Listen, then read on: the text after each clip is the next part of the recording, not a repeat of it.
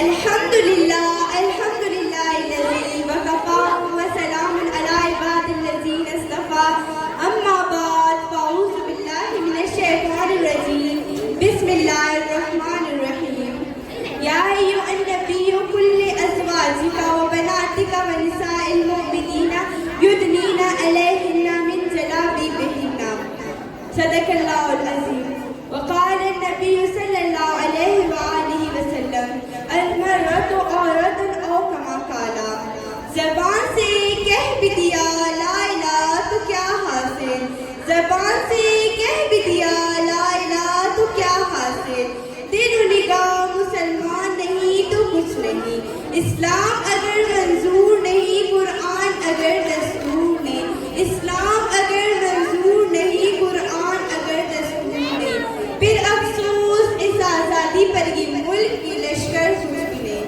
محترم اساتذہ کرام اور میری بہنوں السلام علیکم ورحمۃ اللہ وبرکاتہ۔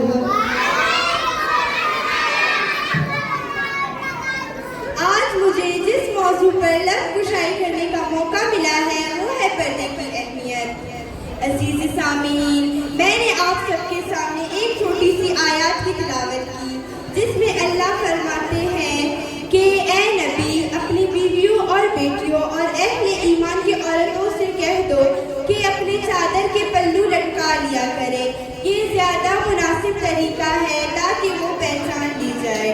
پھر افسوس، پھر قرآن میں اللہ پاک نے نبی اور مسلمانوں کو مخاطب کر کے ان کی عورتوں پر پردہ کروانے کا حکم کیوں دیا؟ سامعین محترم، حجاب کے معنی پردہ کرنے کے ہیں۔ حجاب سے مراد کہ عورت اپنے مکمل جسم کو ڈھانپے اور نامحرم کے سامنے باپردہ ہو کر نہ جائے۔ اسلام ایک مکمل ضابطۂ حیات ہے۔ اسلام نے عورتوں کو اپنے باپ، بھائی، بیٹے، ماموں، چاچو، سسر، غصب ہر محرم کے سامنے سطر ڈھانپنے اور نامحرم کے سامنے حجاب کرنے کا حکم دیا ہے۔ سامعین محترم، ضرورت اس بات کی ہے کہ یہ سمجھا جائے کہ اسلام کوئی قید نہیں بلکہ زندگی کو آسان بنانے کا طریقہ ہے۔ حضرت فاطمہ رضی اللہ تعالیٰ عنہ جو ہمارے پیارے نبی کی لفظ جگر ہے، ان کے بارے میں ہے کہ وہ ساری زندگی پردے میں رہی ہیں، کبھی کسی نامحرم پر ان کی نظر نہیں پڑی ہے۔